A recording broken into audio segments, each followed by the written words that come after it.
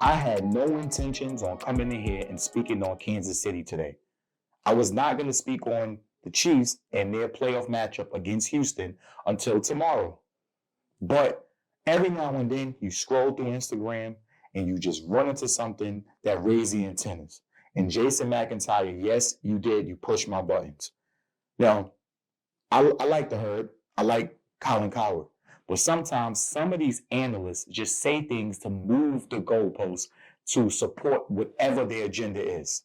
So he goes, end quote, they, as in Kansas City, get so lucky every year. They play the pathetic Texans and the Bills and Raiders beat each other up and they get whoever's left. So this is what I'm saying about that. You're moving the goalposts. Did you say that last year when the Chiefs were the third seed and they had to play Buffalo last year in Buffalo and the Ravens were the one seed and they play Houston? Did you say that? Did you say the Ravens get the lowly Houston Texans while the Chiefs and the Bills have to beat each other up? Did you say that? No. What you did say was the Chiefs have never been on the road, and this is the year that Buffalo was going to beat them. That's what you said last year. Now, this year, when the roles are reversed, now you just try to make an excuse so that the Chiefs wants to win. You're going to say that the Bills and the Ravens beat each other up, and the Texans and the Chiefs got like an extra bye week, and then they just took care of whatever was left from that matchup from the Bills and the Ravens. You're trying to set up your little excuse for why the Chiefs may get to and win the Super Bowl for the third straight year in a row. It's like, stop moving the freaking goalposts. You don't have to like us. You don't have to support us. But stop moving the goalposts to support your argument. It's bullshit. But I just wanted to get that off my chest. Now let me calm down a little bit. I'm sweating. Got me sweating a little bit. Let me take a little drink.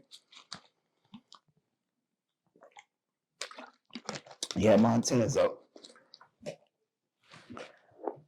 All right. So last night when I was at work, I'm in my suite, talking to my guests, running my mouth, regular Tim shit. So for some reason, I just happened to look right. Now to my right is the entrance to my suite. So I see one of my guests who I've known for maybe 4 years. He walked in and his face was bright red. It was like, for me, it read that he could not wait to get his hands on some tickets to come see me. Soon as he walked through that door, our eyes locked, paused, and he just jumped out. He didn't say what's up, nothing. He just said, "We got Juan Soto! We got Juan Soto, motherfucker!" He's spinning left and right all over for people's shit. I'm like, damn. No Happy New Year, Happy Holidays, nothing. What's up, Tim? Nothing. He just started blabbing about Juan Soto. Now, of course, he knows I'm a Yankee fan, and he's a Met fan. And I guess this was his moment to get at me. Now, he has my number. I'm surprised he didn't text me. But I'm also surprised at the energy that he gave when he walked through the door, because I'm the Yankee fan. I don't come across that way. I'm not the Yankee fan, and again, if I've said this before, I'm gonna reiterate it. I'm not the Yankee fan that just think that we're that try to kill the Mets. That's not who I am. That's not who I am. But anyway, he gave me a little thought. So as he walked in, I kind of channeled his energy a little bit, right? A little banter back and forth, and then I thought to myself, on the introduction video of the show, I did mention that I will speak on my thoughts about Juan Soto and what happened with him. But I forgot. Life has been lifing. Yankees have been picking up players left and right. All great additions that I love. Cody Bellinger, Devin Williams, Max Fried, Paul Goldschmidt, I already spoke. That's my favorite player. So Juan Soto has been out of my mental Rolodex. I haven't been thinking about him. But again, I do owe it to my show to give my initial thoughts of when it happened. Now, yes, we may be a month late, probably almost 2 months late, but yeah, I keep it short and sweet. Pause.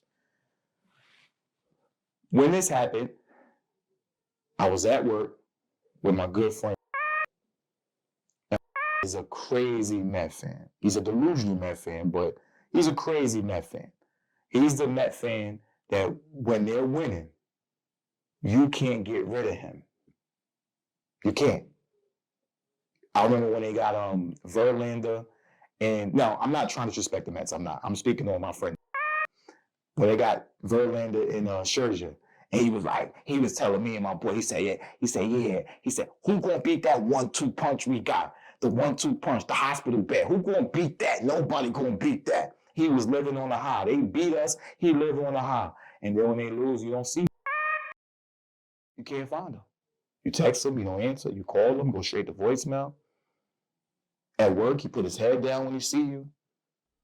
That's how the Met fan he is. But I'm sitting with him, and he just jumped up in joy, like his face was like he just won $1 million. I'm like, what happened, bro? He goes, we got him, nigga. We got him. I'm like, got who? He's like, Juan Soto. I'm like, damn, you that happy? Now, I ain't gonna lie. I ain't want Juan Soto anymore anyway, so I wanted to yell too, but I kept my composure. Then as we start walking to the car, he's just like texting his phone, like he on his phone, texting. So like he's getting at people, right? He's getting at people. I'm like, yo, what's wrong with you, bro? He goes, I'm getting at these Yankee fans. I'm like, why? Like, what are they doing? You just don't understand, Tim. This is what he said. You don't understand, Tim. They all in my inbox. They texted me. They don't know how to stop. I got them. We got y'all. And I'm like, I'm confused. I'm like, do Yankee fans realize that y'all wanted Steinbrenner to spend $760 million on one player? Do you realize we were not going to fill out our roster? We were not going to get better as a team. Last year, I think we overachieved and got to the World Series. Houston was not in our way. We played Detroit, no disrespect towards them, and we played Kansas City, no disrespect towards them either. But that was never the problem for the Yankees to get to the World Series. It's always been Houston, and they were not in our way, and we got there. And when we got there, we got exposed defensively. If you look at the Dodgers, they played small ball as well as hit home runs. They steal bases. They bunt guys over. They play great defense. These are things that we lacked as a team.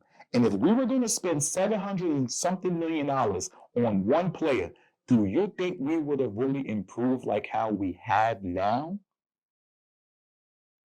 We've improved as a great defensive team now on paper, just on paper. Hopefully, the Martian could come out and be who we think he is. Now, I think we got to find a second baseman or a third baseman, whatever we would do with Jazz. I think we're still looking for that, but there's still some guys out there. Maybe we bring somebody up. I don't think we're going to go into it with DJ. I hope we don't go into this. I hope DJ is not our everyday third baseman. Please, you got to get that. Listen, DJ LeMahieu is done. It's done. That ship has sailed. But anyway, going back to my friend with all the Yankee fans coming at him about the Soto thing. So I was confused at why they were why all the Yankee fans were so mad. And then I remembered. Now, time has passed, so therefore people got recency bias. I think guys are over it, people are over it. But Yankee fans are spoiled brats. And they just could not. I think it wasn't even about keeping Soto. I think they couldn't fathom living in a world that a player who put the pinstripes on said no to us and went over there. I think that was the uproar. So when I seen this guy walk in my suite, his face showed it all. Maybe he was around a bunch of Yankee fans that's been his whole life, and this was his moment to get me. But that ain't me. I ain't give jack shit about it. I wanted Soto out here too. I'm happy. He gone. I think he's a selfish player. That's just my opinion. But my fellow Yankee fans, spoiled, delusional fan base. Which leads me to another spoiled and delusional fan base. The Dallas Cowboys, this got to stop. This has to stop. It has to stop. I'm not speaking on them. Forget about the fans. The fans have been quiet this year, and I love them when they're quiet. But that's not what I'm speaking on. I'm speaking on ESPN, FS1, and any other sports channel. Y'all don't get enough. Like the NFL would love, I tell people this all the time when they say NFL is rigged. And just in my opinion, if the NFL was rigged, don't you think the Cowboys would have had some Super Bowls by now? Because they can't stop talking about them. They just can't. I don't get it. Somebody explain to me what is so compelling to talk about the Cowboys? We are in the midst of a playoff run. We have one team who is trying to make history to win 3 straight Super Bowls, which has never been done ever. Then we have a divisional matchup with MVP frontrunners in Lamar Jackson and Josh Allen playing against each other in Buffalo. Then we have two teams in the same division as the Cowboys. 2. And the Commanders and the Eagles in the playoffs. We got the Lions 2 years in a row making the playoffs. The Detroit Lions that came from the dumpster. They was in the dumpster with AEW, and they came out of the dumpster, and now they've been in the playoffs 2 years in a row. They're the 1 seed, home field advantage throughout the playoffs. And all we got to talk about is the Cowboys coaching search.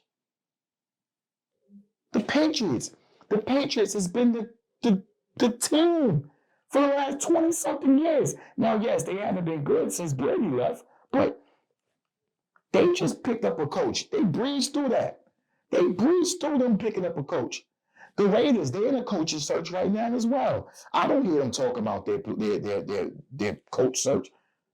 Every time I turn to First Take, and I love First Take, every time I turn to FS1, the shows on FS1, all they talk about is the Dallas Cowboys. Like, who is in charge of programming? Is this what this is what America want to speak? This is what they want to see? They want to watch the Cowboys? We shouldn't speak about them until after, you know what? We have signed a petition. We should not speak about the Cowboys until April. The draft, right there, the draft. That's when we should speak about the Cowboys, the NFL draft, because that's where they're going to be at. Because they're certainly not in the playoffs. Now, why would you want to miss the Tim Show? Your comments are very much appreciated. And don't forget to hit that like button and subscribe for all of our latest content.